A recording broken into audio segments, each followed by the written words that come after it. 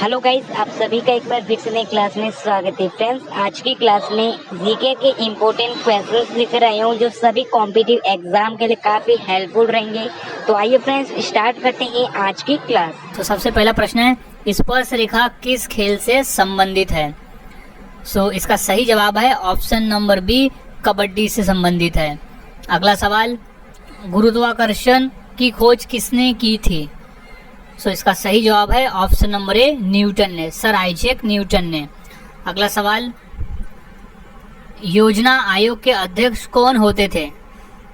इसका सही जवाब है ऑप्शन नंबर डी, प्रधानमंत्री। अगला सवाल, क्षेत्रफल की दृष्टि से विश्व का सबसे बड़ा देश कौन सा है? वो है ऑप्शन नंबर सी, रूस। और अगर हम बात करें जनसंख्या की दृष्टि से तो वो है भारत। अगला सवाल, यूरोपीय संघ का मुख्यालय कहाँ स्थित है?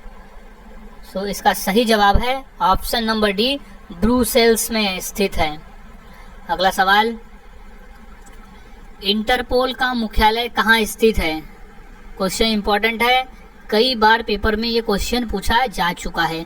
इसका सही जवाब है ऑप्शन नंबर ए, लियोन शहर में स्थित है इंटरपोल का मुख्यालय।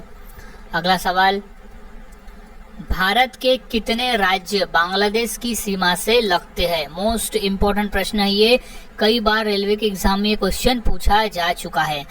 इसका सही जवाब है ऑप्शन नंबर डी, 5 राज्य। अगला सवाल, भारतीय मुद्रा का नाम रुपया किसने रखा था? सही जवाब है ऑप्शन नंबर ए, शेरशाह ने। अगला सवाल, विद्युत बल्ब के अंदर कौन सी गैस भरी जाती है? सही जवाब है option number C, argon gas भरी जाती है विद्युत बल्ब के अंदर। अगला सवाल, महात्मा गांधी को सर्वप्रथम राष्ट्रपिता किसने कहा था?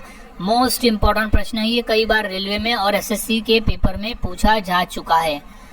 इसका सही जवाब है ऑप्शन नंबर सी, सुभाष चंद्र बोस ने महात्मा गांधी को सर्वप्रथम राष्ट्रपिता कहा था। अगला सवाल है, देश के एकमात्र किस राज्य की राजभाषा अंग्रेजी है? सही जवाब है ऑप्शन नंबर ए, नागालैंड।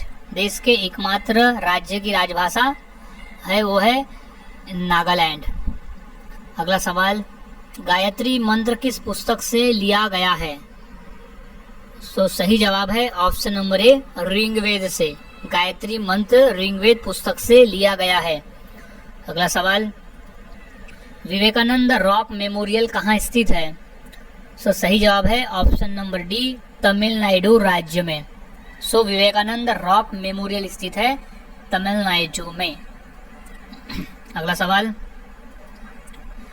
इंडोनेशिया का राष्ट्रीय खेल क्या है? इसका सही जवाब है option number D, badminton. Badminton Indonesia का राष्ट्रीय खेल है। अगला सवाल, भगवान श्री राम जी के पिता का क्या नाम था?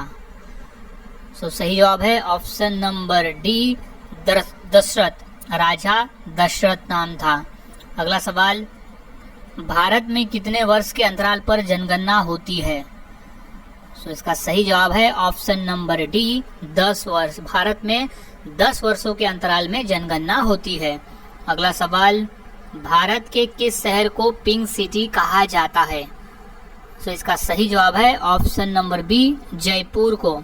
भारत के जयपुर शहर को पिंक सिटी कहा जाता है।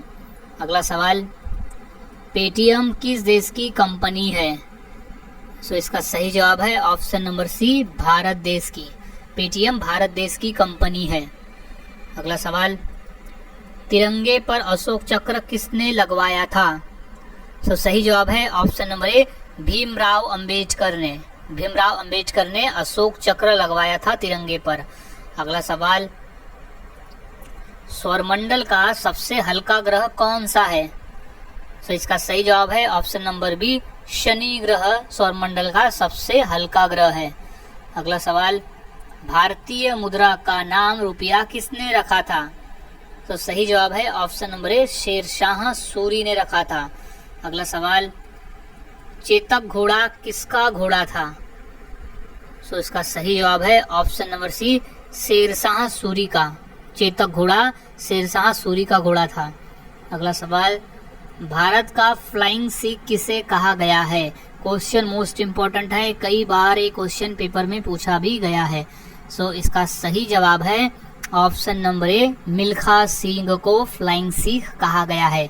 अगला सवाल, चाइनामैन शब्द किस खेल से संबंधित है? सो इसका सही जवाब है ऑप्शन नंबर ए, क्रिकेट से संबंधित है चाइनामैन शब्द। अगला सवाल, नाट्यशास्त्र की रचना किसने की? सो इसका सही जवाब है ऑप्शन नंबर सी, भरत मुनि ने। अगला सवाल, चंद्रगुप्त विक्रमादित्य का उत्तराधिकारी कौन बना? तो इसका सही जवाब है ऑप्शन नंबर बी, कुमारगुप्त प्रथम बना। अगला सवाल, राज्यसभा के सदस्य के लिए न्यूनतम आयु कितनी होनी चाहिए? तो इसका सही जवाब है ऑप्शन नंबर बी, 30 वर्ष। राज्यसभा के सदस्य के लिए न्यूनतम आयु 30 वर्ष होनी चाहिए। अगला सवाल, भारत की सबसे ऊंची मूर्ति कौन सी है? सो इसका सही जवाब है option number C, Statue of Unity. Bharat की सबसे ऊंची मूर्ति है स्टैचू ऑफ यूनिटी। अगला सवाल है, जियो और जीने दो किसने कहा था? सो सही जवाब है ऑप्शन नंबर ए, महावीर स्वामी ने कहा था जियो और जीने दो। अगला सवाल, ऑस्कर पुरस्कार का संबंध किस क्षेत्र से है? सो इसका सही जवाब है ऑप्शन नंबर ए, सिनेमा के क्षेत्र से। इम्पोर्टेंट क्वेश्चन है ये, क्वेश्चन 2 बार रेलवे में रिपीट हो चुका है। अगला सवाल, सांची का स्तूप किसने बनवाया? सो सही जवाब है ऑप्शन नंबर ए, सम्राट अशोक ने बनाया। अगला सवाल, इलेक्ट्रॉन के खोजकर्ता कौन है? सो राइट जवाब option number D, J Thomson है इलेक्ट्रॉन के खोजकर्ता। अगला सवाल, लोधी वंश का अंतिम शासक कौन था? सो सही जवाब है option number B, Ibrahim Lodhi था लोधी वंश का अंतिम शासक। अगला सवाल, ओणम किस राज्य का प्रमुख त्योहार है? सो सही जवाब है ऑप्शन नंबर बी, केरल राज्य का प्रमुख त्योहार है ओणम। अगला सवाल, इनकलाब जिंदाबाद का नारा किसने दिया था? सो इसका सही जवाब है option number D, Bhagat Singh ने दिया था इनकलाब जिंदाबाद का नारा। अगला सवाल, मोनालिसा क्या है? सो वो एक चित्र है, मोनालिसा एक चित्र का, पेंटिंग का नाम है। अगला सवाल, सबसे प्राचीन वाद्य यंत्र कौन सा है? सो राइट जवाब है ऑप्शन नंबर बी, वीणा। अगला सवाल, मुखौटा नृत्य का संबंध किस नृत्य शैली से है? सो इसका सही जवाब है ऑप्शन नंबर सी, कथकली से है। अगला सवाल, शास्त्रीय संगीत कहाँ से लिया गया है? सो इसका सही जवाब हो जाएगा ऑप्शन नंबर बी, सामवेद से। अगला सवाल, न्याय दर्शन का लेखक कौन था? सो सही जवाब है ऑप्शन नंबर डी, गौतम। अगला सवाल, ईसा मसीहा का जन्म कहाँ हुआ था? सो सही जवाब है ऑप्शन नंबर सी, बेथलहेम में ईसा मसीहा का जन्म हुआ था। अगला सवाल, किसने कहा था दिल्ली अभी दूर है? तो सही जवाब है ऑप्शन नंबर ए, निजामुद्दीन औलिया ने कहा था कि दिल्ली अभी दूर है।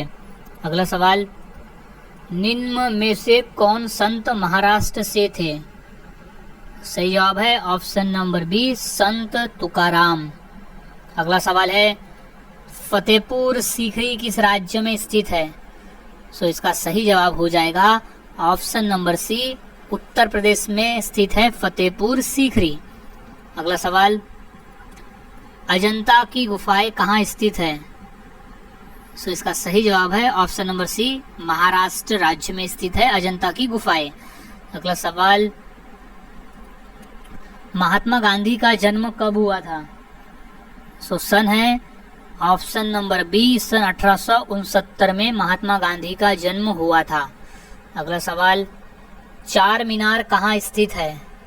सो सही जवाब है ऑप्शन नंबर बी, औरंगाबाद में स्थित है। अगला सवाल, महात्मा गांधी जी को अधनंगा फकीर किसने कहा था? सो सही जवाब है ऑप्शन नंबर सी, चर्चिल ने कहा था। अगला सवाल, सम्राट अशोक किसके उत्तराधिकारी थे? सो इसका सही जवाब हो जाएगा ऑप्शन नंबर ए, बिंदुसार। सम्राट अशोक बिंदुसार के उत्तराधिकारी थे।